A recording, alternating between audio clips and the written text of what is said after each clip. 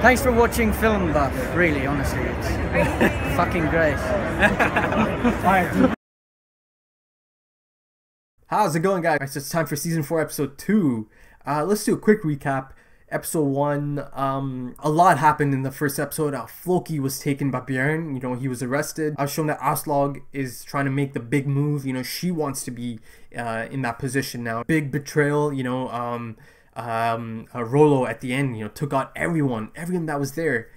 So again, you know, he's all in. He's made the big move. There's no going back now. And Björn decided that he wants to leave because, you know, everything he did kind of backfired and Ragnar didn't really like it, and that kind of set Björn off again. You know, and Kalf took out everyone that was against Lagertha. So yeah, man, big move. But yeah, man, let's do it. Episode 2.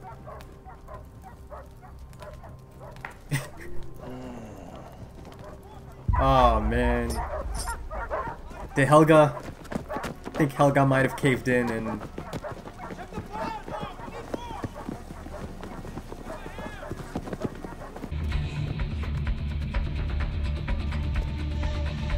Oh man.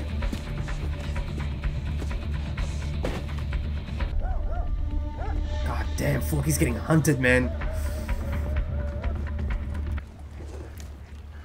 Uh-oh. Alright, Helga.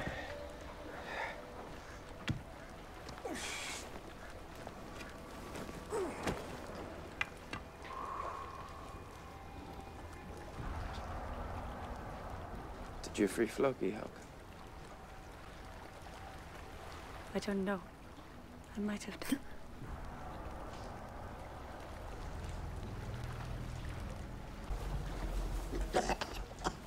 I don't blame you.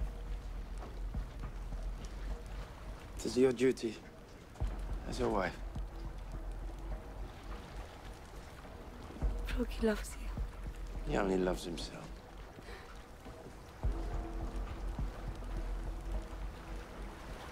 You know that better than anyone.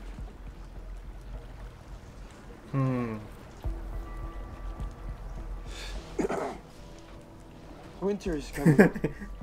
And if you have any cause to doubt the honesty of your scout, then think as I would think and kill him without conscience. I'll bear your advice in mind, Father. And whatever else, save the sun. Save Magnus. If you were free to choose, what would give you the most pleasure and satisfaction? Go on. Say it. Whatever you're thinking. I'd like to be a painter. Like Athelstan. Very well. Then I will find you a great teacher to instruct you. I don't believe you. Why not? Because no woman has ever been allowed to study or work on the sacred texts. Egbert gonna make it happen, isn't he? It is still warm. He cannot be far away from us. Maybe. Damn, man. He's out there in the field. But how does he mean to prevent the boat sailing past the fort?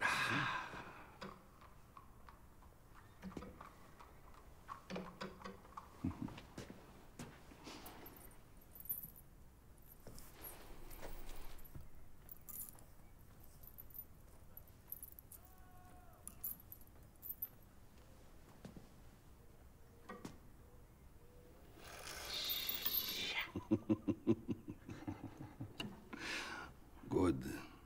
Good.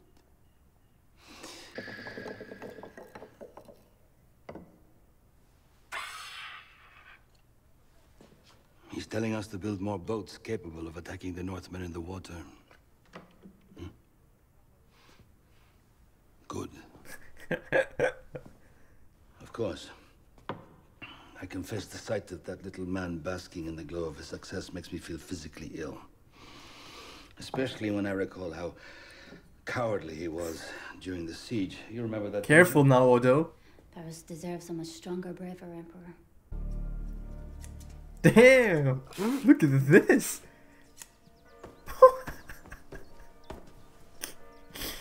Oh shit, Rolo.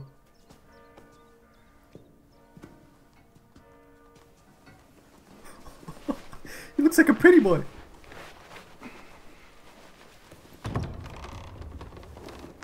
Gisla, what do you say?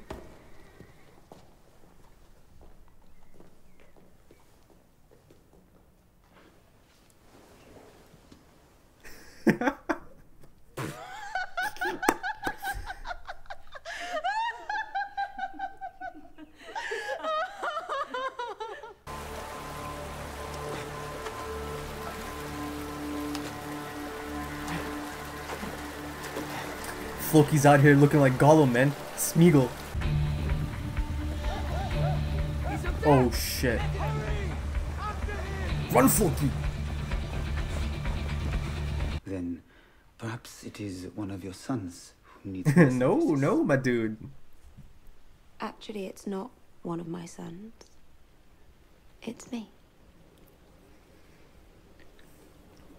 That is not possible. Sure it is. What's not possible? To work on sacred texts? To teach the sacred mysteries to a woman? It's what you were hired for. Ah. Odo should have been careful, man. I knew it. Gotta be careful what you say. I also desire that Prudentius should teach Judith to illuminate. He is troubled by the idea.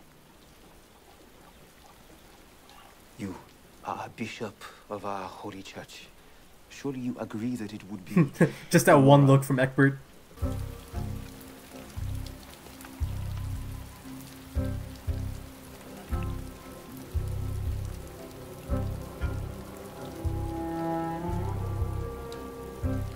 There you go.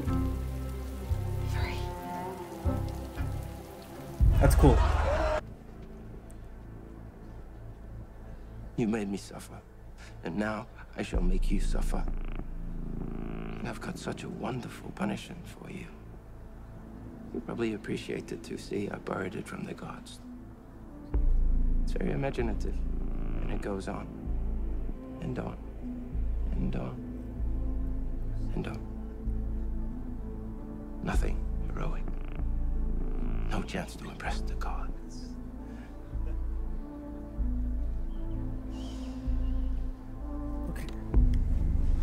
I believe that's Uber, right? He's got a swagger about him, man. Why are you still angry? Because Floki still refuses to admit why he did what he did. But he's right. Right. What did he do that was wrong? All he did was kill a Christian. Why should he be punished just for that? This is not about Christians or faith. It's about loyalty and trust.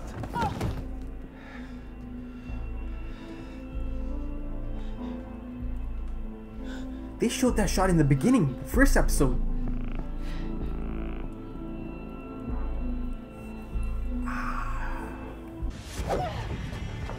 Yes. She's batshit crazy, so it's not gonna be the easiest thing to take her out.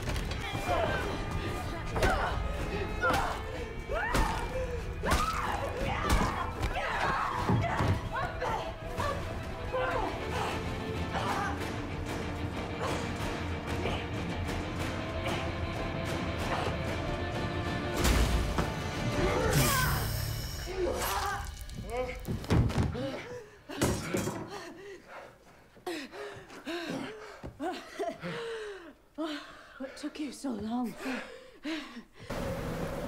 What are you doing up here? I'm trying to dig a grave, can't you see? For my daughter.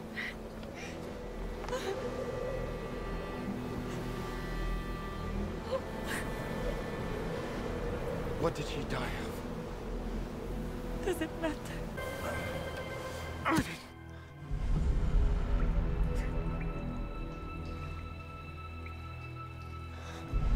Oh man.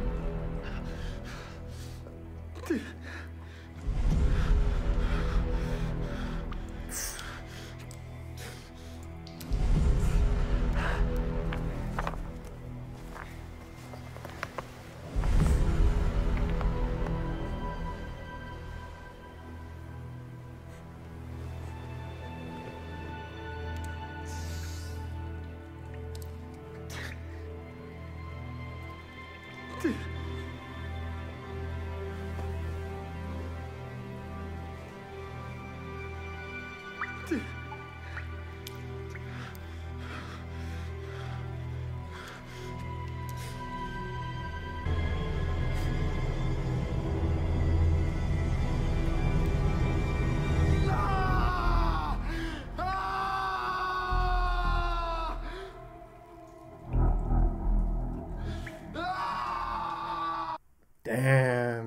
Alright, man, episode 2.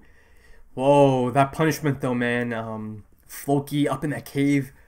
Yeah, Ragnar mentioned that it's not going to be anything glorious. It's nothing like the Blood Eagle. Remember, Jarl Borg? Even though that was insane and like harsh, it was still a chance to impress the gods. And Ragnar made sure that I'm gonna give you a punishment here that's not gonna give you any chance to impress the gods. So yeah, man.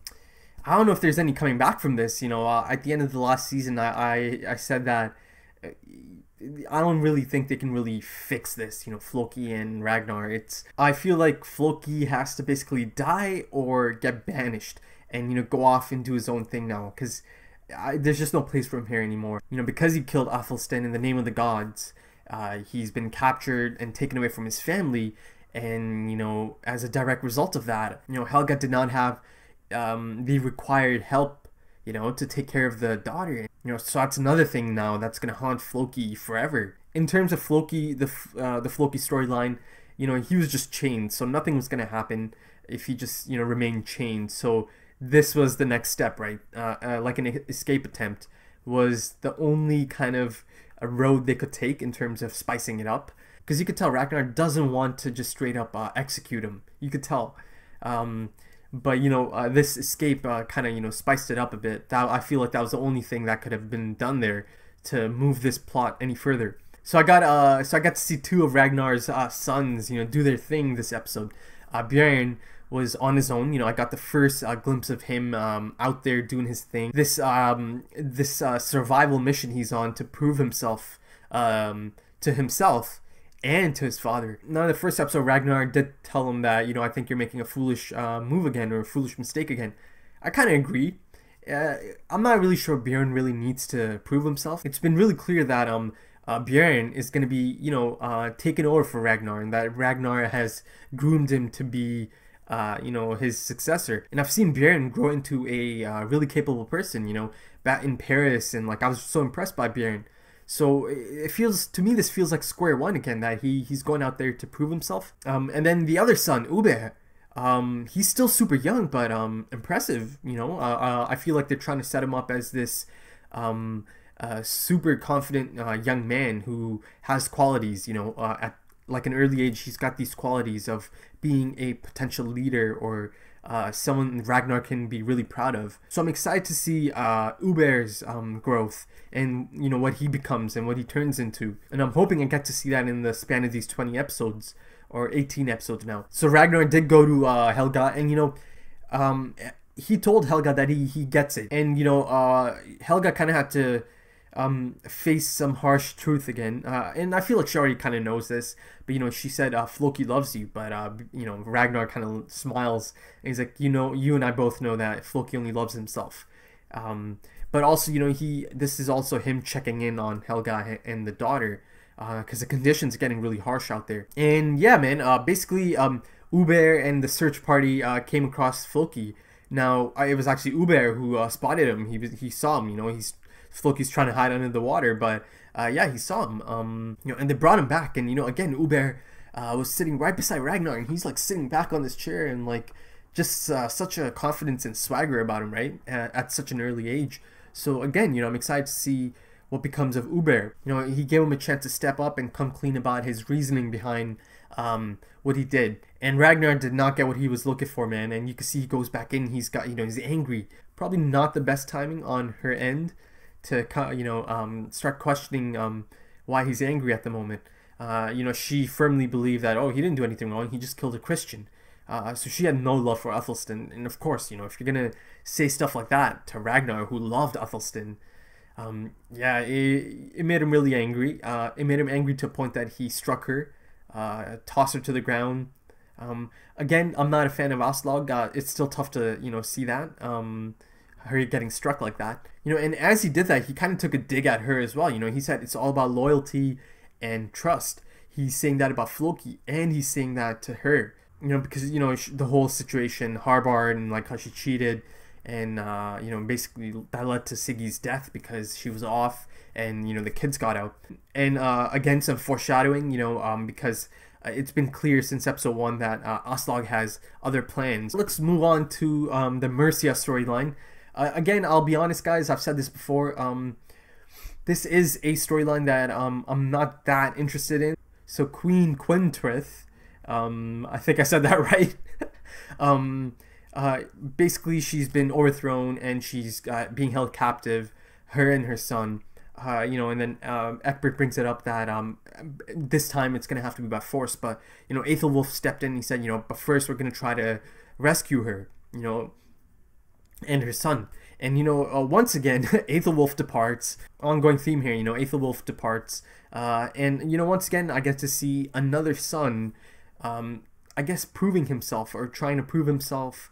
You know, trying to make his mark. And, you know, Egbert made a point to let him know that if not anything else, make sure that you save Magnus. And, you know, it's so shitty that, you know, that there's that one scene of him departing, right? And he's like, now that I trust you again, you know, leaving isn't as tough as it used to be. And I'm like, oh my god, this dude, like, holy shit, like, his dad's doing his wife, man. And in terms of Judith and Egbert, you know, he's a smart man, really smart man. He's not a good man, you know, not even close, but he's a really smart man. You know, the moment he noticed that Judith is upset and she's not happy at her situation at all, you know, and he asked her, man, tell me one thing, you know, what comes to mind? What's gonna make you happy?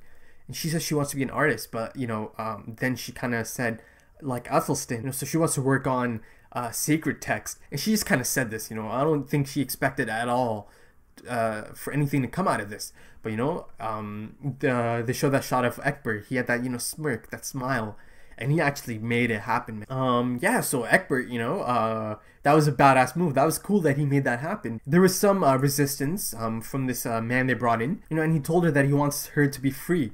I kind of believe him. You know, he wants her to be free in this this setup they have going on.